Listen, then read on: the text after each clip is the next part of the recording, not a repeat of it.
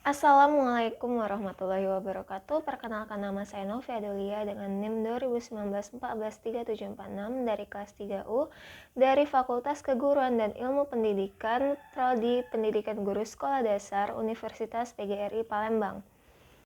Adapun tujuan pembuatan video ini adalah untuk memenuhi tugas akhir mata kuliah pengembangan peserta didik berupa rangkuman dan penjelasan presentasi materi dengan dosen pembimbing Bapak Aswadijaya MPD.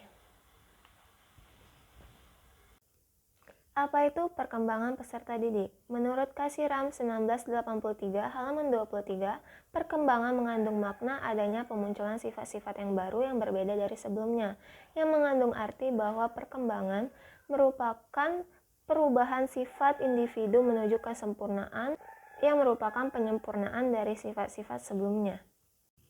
Sedangkan menurut Sandra Yusen 1992, perkembangan merupakan pola pengembangan individu yang bersifat konsepsi dan berlangsung hingga akhir hayat yang bersifat involusi.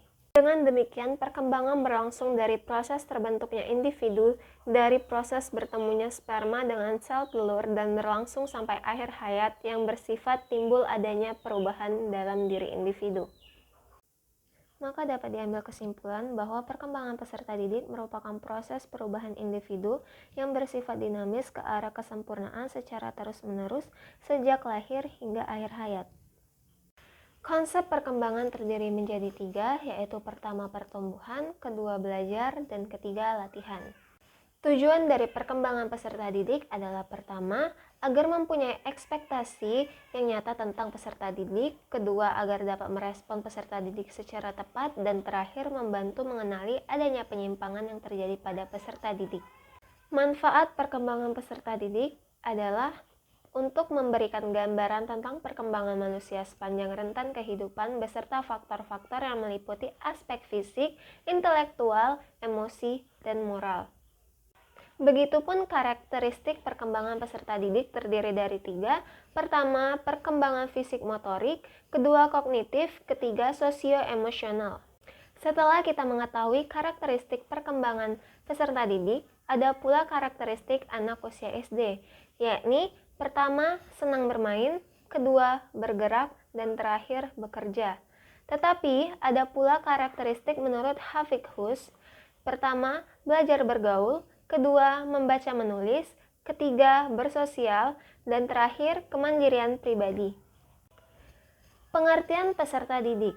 Peserta didik adalah individu yang memiliki potensi fisik dan psikis yang khas, sehingga ia merupakan insan yang unik. Peserta didik adalah individu yang sedang berkembang, artinya peserta didik tengah mengalami perubahan-perubahan dalam dirinya secara wajar, baik yang ditujukan kepada diri sendiri maupun yang diarahkan pada penyesuaian dalam lingkungannya. Teori-teori psikologis tentang hakikat peserta didik. Pertama, pandangan psikodinamika. Teori psikodinamika adalah teori psikologi yang berupaya menjelaskan hakikat dan perkembangan tingkah laku atau kepribadian manusia. Yang kedua adalah pandangan behavioristik, adalah sebuah aliran dalam pemahaman tingkah laku manusia yang dikembangkan oleh John B. Watson 1878 sampai 1958, yang merupakan seorang ahli psikologi Amerika pada tahun 1930. Sebagai reaksi atas teori psikodinamika. Perspektif behavioral ini berfokus pada peran dari belajar dalam menjelaskan tingkah laku manusia. Yang ketiga adalah pandangan humanistik. Teori ini menyiratkan penolakan terhadap pendapat bahwa tingkah laku manusia semata-mata ditentukan oleh faktor di luar dirinya. Dan yang terakhir adalah pandangan psikologi transpersonal. S.I. Shapiro dan Dennis Hallaju 1992 menggambarkan psikologi transpersonal, yakni transpersonal psychology is concerned with the study of humanity highness potential and with the recognition, understanding and realization of unitive, spiritual and transcendent states of consciousness. Adapun perbedaan individual peserta didik. Secara umum, perbedaan individual terbagi menjadi 2, yaitu perbedaan secara vertikal dan perbedaan secara horizontal. Perbedaan vertikal adalah perbedaan individu dalam aspek jasmaninya seperti bentuk, tinggi, besar, kekuatan, dan sebagainya.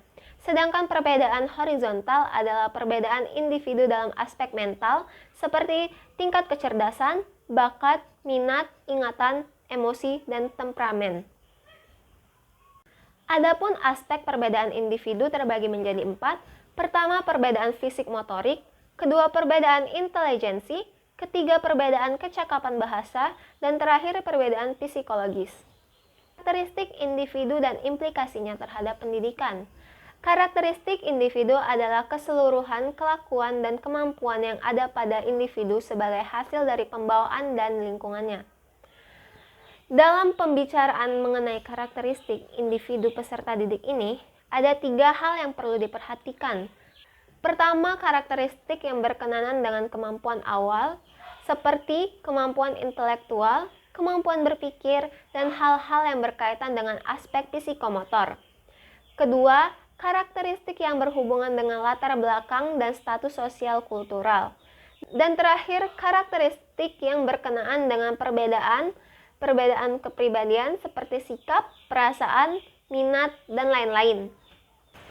Adapun karakteristik perkembangan siswa SD, menurut Hamzah B. Uno dan Nurdin Muhammad 2011 halaman 282, sebagai makhluk psikofisik, anak-anak sejak bayi sudah memiliki kebutuhan-kebutuhan dasar, yaitu seperti kebutuhan fisik dan psikis. Ada 2 teori kebutuhan yang perlu diungkapkan untuk memahami kebutuhan peserta didik SD, yaitu pertama, teori kebutuhan yang dikembangkan oleh Maslow, dan kedua, teori kebutuhan yang dikembangkan oleh Lidgren. Di samping itu, kecenderungan peserta didik di SD ketika belajar memiliki 3 karakteristik yang menonjol, yaitu konkret, integratif, dan hierarkis. Dijelaskan secara detail oleh Rusman 2010 halaman 251-252. Yang pertama adalah konkret, maksudnya adalah proses belajar beranjak dari hal-hal yang konkret dengan titik penekanan pada pemanfaatan lingkungan sebagai sumber belajar yang telah dioptimalkan untuk pencapaian proses dan hasil pembelajaran yang berkualitas bagi anak SD. Kedua adalah integratif, maksudnya adalah memandang suatu yang dipelajari sebagai suatu keutuhan dan terpadu. Dan terakhir adalah hierarkis, maksudnya adalah berkembang secara bertahap mulai dari hal-hal yang sederhana ke hal-hal yang lebih kompleks. Menurut Ridwan Abdullah Sani, pengembangan kurikulum 2013 merupakan upaya peningkatan mutu pendidikan untuk menghasilkan lulusan yang kreatif dan mampu menghadapi kehidupan di masa yang akan datang. Kebijakan pembelajaran tematik terpadu untuk SD dalam kurikulum 2013. Orientasi kurikulum 2013 adalah terjadinya peningkatan dan keseimbangan antara kompetensi sikap, keterampilan, pengetahuan.